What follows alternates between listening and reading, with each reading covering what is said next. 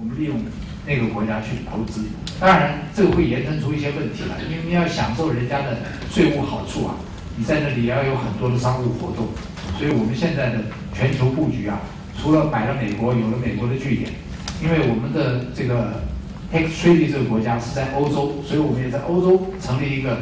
有营业活动的一个公司，这个公司已经在10月份正式成立了。在这个并购过程中呢，因为我们都是同业嘛，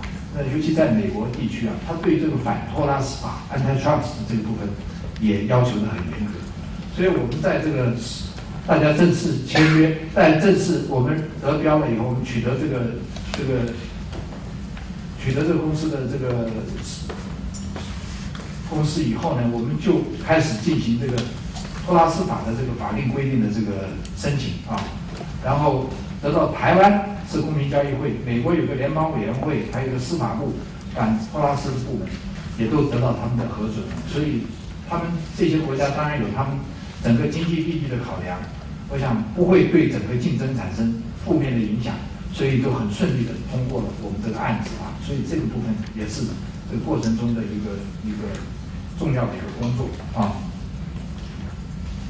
未来呢，当然就是我们今年的4月1号正式的 close 这个 deal 啊，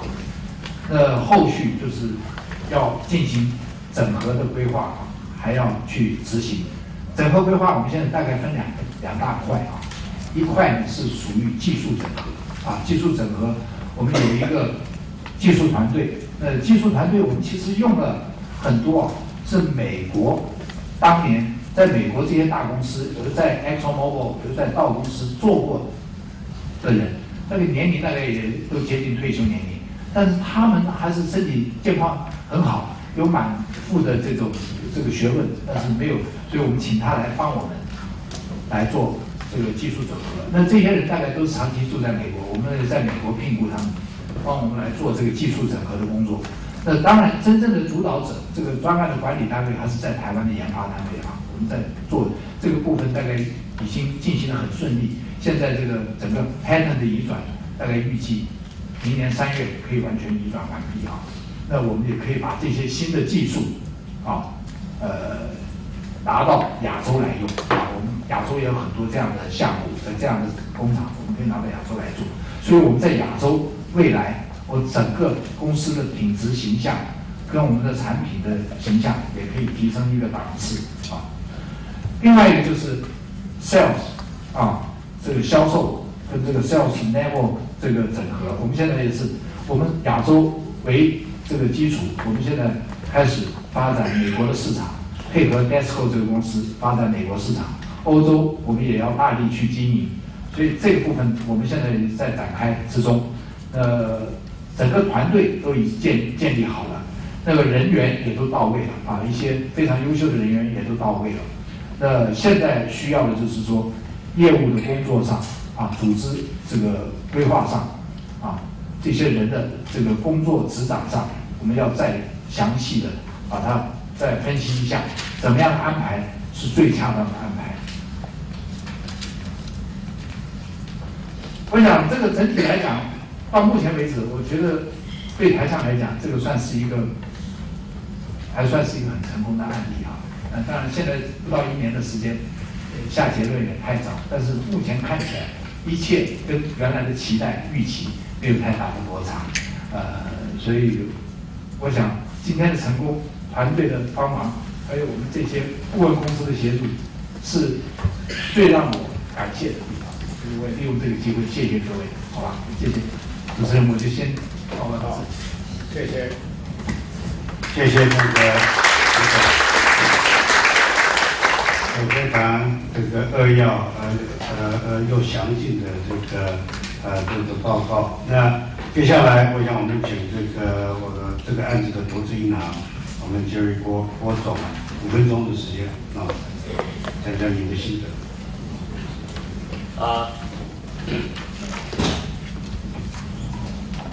各位好，我是 UBS Jerry郭，我负责 UBS 台湾投资银行的业务啊。那么 UBS 在台湾也做了不少的类似刚刚朱总所提到这个 Dexco 的案子啊，那么除了这个案子以外呢，我们也协助了去年的时候呢，协助了友达买下Toshiba 新加坡的 panel 厂，也是类似的情况，是一个大公司 multinational 把它的资产卖给这个台湾的公司，那么这个就如同刚刚这个黄律师所提到的，的确是你丢我捡这样的一个时代来临。那么在 Dexco 这个案子里头呢，各位不要小看它，size 很小，也许大家觉得1亿6800万美金好像不大，168其实它代表含义就一路花。但是呢，要讲的是说，这个案子里头呢，确实跟世界级的公司到还有 ExxonMobil 做谈判。这2家公司，我想各位都知道，这是世界级的公司，所以过程呢，除了价格大家所关心的价格以外呢，还有 IP， 还有更重要的，怎么样后续的营运的合作谈判，这个是非常重要的。那么所以这过程当中呢，看似简单，但实际上呢是非常有内容的一个交易。还有这过程呢，就像刚刚涂总所说的，不到3个月就完成。我们这是一个2阶段的 bidding， 也就是说，在第1个阶段完成以后，你去做一个详细的 due diligence， 然后谈判，相当的紧凑，而且呢，它还设立在 Christmas 之前要把它完成。可是我们公司做到了，台橡都做到了，那么这一点呢，其实呢，台橡一个很重要一点，我想在这里跟各位报告，我们也很少看到这样的公司，有这么有决心，说要把这样的一个公司买下来，他动员，他把这个公司最主要在这段期间最重要的一份工作，就是把这个东西买下来。那么为什么能够这样？就是刚刚涂总所讲的，他们其实是有备而来，而且呢，也做过产业的研究，各种方面的研究都已经准备了。所以当这个机会来的时候，他不愿意失去这个机会。那所以他们，我想这个整个过程其实相当的顺利。当然其中有一点也蛮重要的。其实台橡公司本身也是非常国际化的公司了，所以当他在跟对方谈的时候，这些事情其实从我们角度来看 ，OK， 已经是相当国际化的一家公司，都能够应付我们讲的应付这些老美的要求，甚至于可以反过来要求老美做一些能够符合我们想要的东西。在架构上非常简单，这并不复杂的一个案子。可是别忘了，这样一个案子却是一个厂区呢，却是落在这个道的工厂里头，所以各位可以想象说，这里面要怎么样去让这样的一个厂区能够在别人的家里头去活下去？这的确在法令上、法规上，或者是在 legal 上面要特别的注意。所以刚刚涂总也特别提到，其实在这个 legal 方面呢，尤其在美国环保还有这些 IP 的事情，我想在这个案子里面是特别的凸显的。那当然这个我在想要强调的一点就是说，这个时点诟病的时点也是非常重要的。当做一个 deal， 我们也有很多的经验。常常我们觉得这2个公司合起来是非常合理，也可以创造一份未来的美景。可是有时候呢，timing不对，就是永远没有办法合在一起，就是没有那个机会买在一起。那么Dexco 这个案子其实呢，它在市场上有一段时间了，可是呢，我们却准备好这个所有的准备工作去把它买下来。当然，它是一个 bidding 的过程，我们也不愿意失去这样的机会。一旦它来了，我们就知道说我们出怎么样一个价格，它的产业的定位怎么样跟这个Dexco 合起来以后怎么样去布局，我想这个都是台橡事先都已经准备好了。然后台橡呢也非常的在第一个时间就 hire UBS， 还有这个律师事务所这个威廉，还有KPMG 来做这样的一个这样一个案子。这个呢，如果说以国内的一般的企业来讲呢，我们比较少看到这样的一个例子。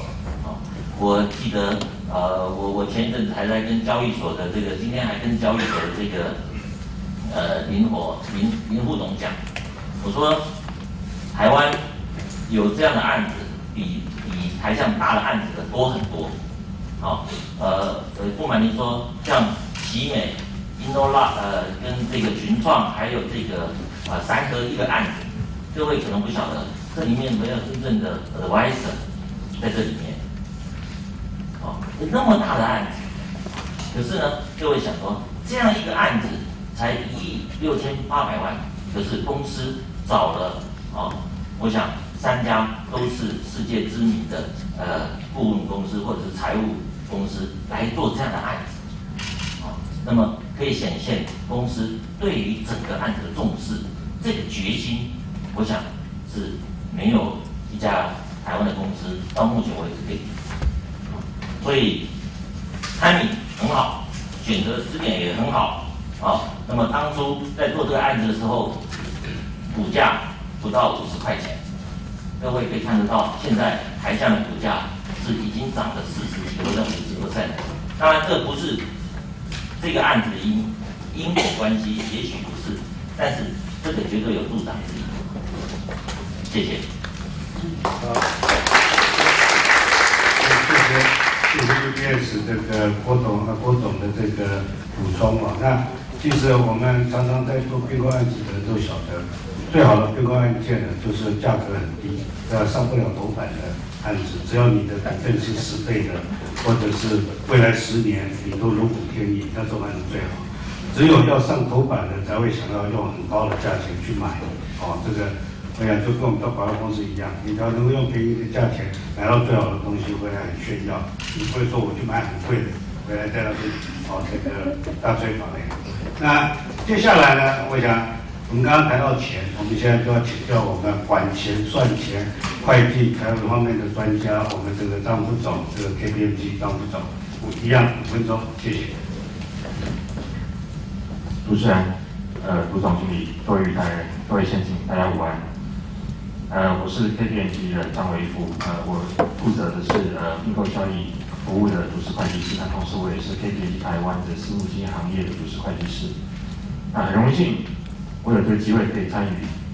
台橡 Dexco 这个案子。坦白说，台橡 Dexco 这个案子是我在 KPMG 12年中少见的成功案例。我在这12年中，大概曾经服务过超过300件的并购案。所以我的样本数应该够多。那台橡真的是非常让我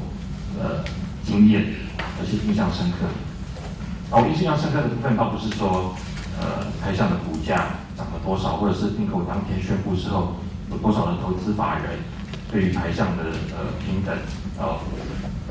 到正面。我想这个东西都是非常值得庆贺跟鼓励的。那我看到这里面，从我参与这个过程，参与这个案子的过程中，我有几点观察，是我在其他的案子里面少见的。那我这边提出跟各位分享。第一点是说，当我在开始参与这个案子的时候，我就已经发现，台橡在准备这个并购案的过程，在一开始的时候就已经有非常完整的这个并购案的执行计划。那这个计划里面包括了要打算聘请外部顾问之外，那台橡内部也组成一个非常专业的团队，而且这个团队是跨部门的。那从我开始接触了财会部门，那到整个营运的部门，到 sales 的部门，那这个是非常完整的一个专案的这个管理跟执行团队，这是非常少见的一点。那第二点是在实行实地查核的部分，也跳脱出一般常见的财务跟税务的实地查核。就刚刚副总有提到说，有环保面，有人力资源面。那以这个交易规模来说，这个规模并不大。但是可以去找到这么多的法律、财务或者是环保等等这些专业顾问团队进来配合公司的专业团队去做这个实地查核，这也是不常见的。那我这边特别要提出一点，就是说，所谓实地查核的评鉴，我个人看法是说，这个绝对不是找外部顾问就可以干的事情，那这也不是公司内部的人就可以自己做的事情，因为毕竟，外部顾问跟内部的专业团队其实看的东西出发点不见得相同，那能够把这两个东西把它绑在一起，才会是真正执行实地查核的这个关键成功因素。那第三点，我观察到的是说，在并购开始，在实地查核程序开始之前，公司事实上已经准备好一个专业的团队，预备如果得标之后，怎么样去营运这个公司。那我过去参与到非常多并购案，很多当事人或者是很多主事者比较没有考虑到这一块，他们认为说我们先买到了之后再说，就好像结婚之后好像两道就会是船到桥头自然直，很多问题就会自然而然就解决掉。那实务上面来看，这个往往都是一个错误的假设。那台橡会非常正面的去看待这个事情，因为毕竟它是一个美国公司，那台橡的团队并没有在美国有太多的驻点，所以台橡已经在这个时候，在评估的时候已经准备好一个专业团队，如果并购之后，怎么样去持续经营这个公司。那第四点，我非常感到impress， 就是整个公司从高阶管理，也包括董事长、涂总，到其他高阶管理人员，全程参与这个并购案。我已经不记得了多少次晚上或者是weekend 要来跟公司开会。那这个也是非常非常少见的一件事情。很多时候都是董事长、总经理只是等到评估团队出了报告之后出了简报，然后就决定说怎么样谈价格，然后就是也许是跟对方约出来，到餐厅吃个饭，然后就把价格谈定了。这个完全是不一样的做法。我想台上的做法是比较我们常见到一个欧美在做并购案的一个正规军的做法。最后一点我想要提的是说，这个决策的时间是非常的迅速。刚刚涂总也提到说，就是从开始到签约大概3个月左右的时间。那这3个月时间，3个月左右的时间，要去决定这个事情是非常短的一个时间。那事实上，我相信不管是 UBS 或者是许律师这边，或者是这边这边都遭遇到台上很大的压力，要求我们在一定期限之内赶快做。我还记得是我management interview 完之后，我准备要上飞机的时候，我在飞机上开始准备写报告，所以整个过程是被压缩的非常紧。那也是因为这些充分的准备，那让这个并购案可以非常成功的签约，那也可以让台上在不管是股价的反应，或者是今年的 EPS 的反应，或者是说未来这个营运规模的这个扩张，有非常好的这个一个前景。以上。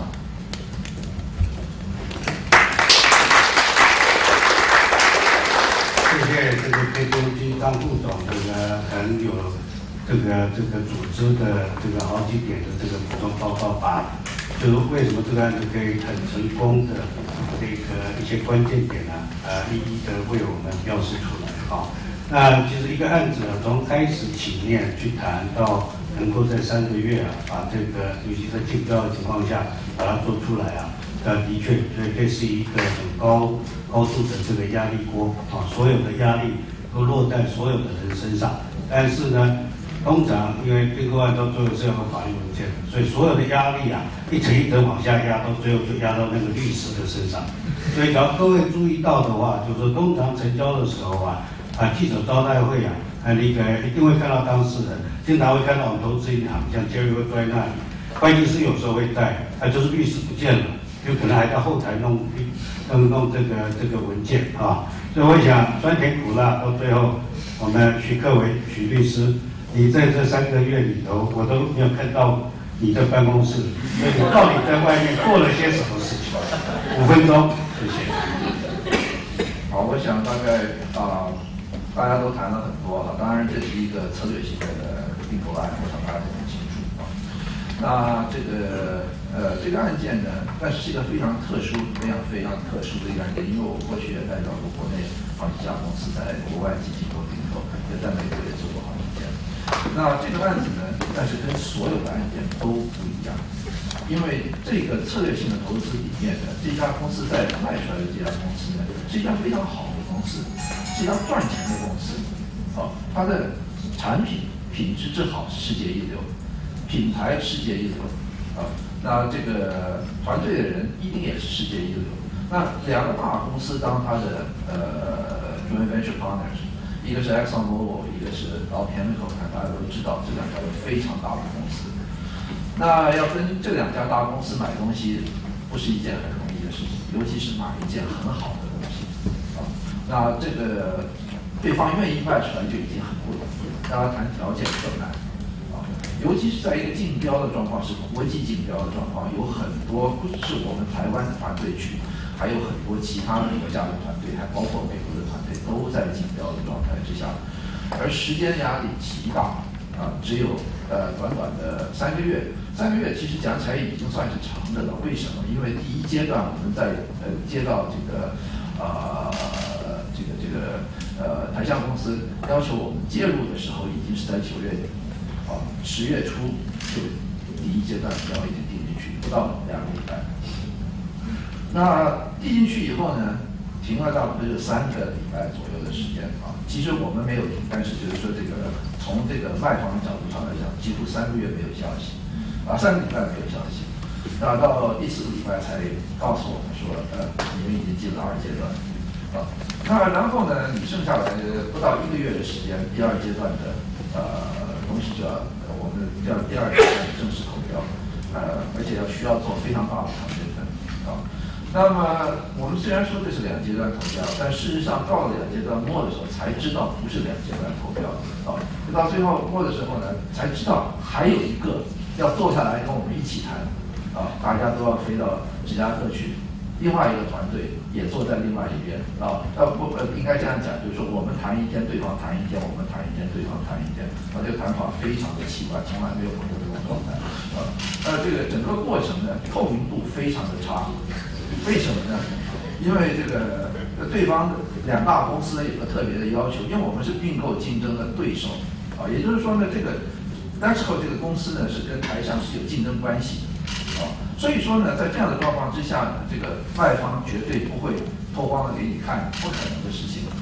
所以说呢，在这个做 due diligence 等等，在事前的准备上透明度非常的差，而且呢，是因为对方有2大公司当做他们的股东，而且是50-50的 joint venture， 在这种状况之下，2家一模一样大，谁也不会让谁，所以呢，所有的事情呢，必须只有一个对话的窗口。那这个对话的窗口呢，是我们的 investment banker 对他们的 investment banker， 只有这2个人可以谈话。那这个在这种状况之下呢，一直维持到了11月底。那这个时候2阶段的末期的时候，才有直接的接触那这个是非常非常少见的一个状态。而且呢，这个对方因为有2个股东，只有一个 investment banker， 所以换句话讲呢，这个 investment banker 呢要能够开口以前呢，表示那2大股东都要同意才能开口所以呢，我们的 UBS 呢，基本上能够从对方每一次要资料的时候都跟拔牙差不了多少那这个当然很厉害，就是说在这个几乎没有办法控制的状况之下，我们 UBS 控制得非常的好那这个画了很多不可能为可能的我想这个在这样的一个状态之下，难度是极高极高但是我刚开始的时候呢，我认为我第一次我就问这个我们的团队说，这个台橡团队说你们有没有经验过去没人做过并购？当然，我想总经理刚才也已经提过，过去没有并购过，从来没有买过外国的公司那这一次就第一次就要买美国的公司那然后我说，那有没有参加这个团队的 senior management 里面呢？有没有哪一个人做过并购？答案是没有，一个都没有那我在脑筋里想说，大概2个礼拜就结束了。那这个我这是第一次讲真的，我心里的当时的想法是说，2个礼拜以后你如果还在里面的话，你不知道你掉进多大的坑因为困难度非常非常的高。因为眼前看得见的对方绝对不会在due diligence给你看很多东西。那这样的状况之下，完全是摸黑的状况之下要去进行这个并购，而且只有2个多月，一定要完成，没有例外。那这种状况之下，还要跟国际全世界一流的船队去竞标，那这个是非常非常高的难度。不过呢，当然呢，也就是说，在这样的一个状况之下，刚才我想大概在前一场次的时候有谈到并购要天时地利人和。我很坦白讲，这个案子里绝对没有天时，绝对没有地利，也没有人和。这个刚才那个中场休息的时候，B一定要我提一下，就是说在Chicago谈的时候呢是-20度，冷得要死。在这么恶劣的状况之下，我记得我坐在这个大楼里面，看到外面那个大风雪在纷飞的状况之下，就好像世界末日一样。那在这样的状况之下，还要达成这些目标，其实是相当大的困难。每一个谈判的过程刀光剑影，但是这个我们的团队都表现得非常的良好，分工非常的了不起。当时我其实，在2阶段末期的时候，我就非常肯定的可以说是一定是台橡会赢，而且我明白讲过，一定是台橡进入3阶段。而且一直到竞标最后，我一定是说，一定是台橡最后会赢的那一个。原因其实很简单，因为台橡的整个准备的过程实在太让人惊讶了。那这个我们说要当一个 buyer 起码要3个条件第一个条件呢，基本上是 ready, willing and able 这3个条件。willing and able 比较容易做到那这个但是这个 readiness 事实上是最困难的一件事情，尤其是在这个状况不明、一摸黑的状况之下，能够继续买这个东西。那这个困难度呢，事实上不只是在我们这一边，因为这个交易本身的内容、本身的这个本质就会有这样的一个状态，对所有的买方其实都有这个难度。因此，我一直认为 readiness 最高的那一个一定是赢的那一个。而台橡就是那个 readiness 最高的那一个。我从来看这么多台湾的公司到外国去买公司，我从来没有看过一家公司曾经能够像台橡这样 readiness 这么高去买这家公司。所以我想那个整个准备的过程就像刚才各位好几位提到这一点实际上是非常非常惊人，让人非常非常印象深刻的一件事情。好，谢谢。我可以体会，因为我们常常看到客户这个目标很远大，这个志向这个很高，但是经验很少。我们通常第一反应说，这个大概这个机会不大要撑过2个礼拜再说吧。所以我想，我们许律师从这个开低走高，而且在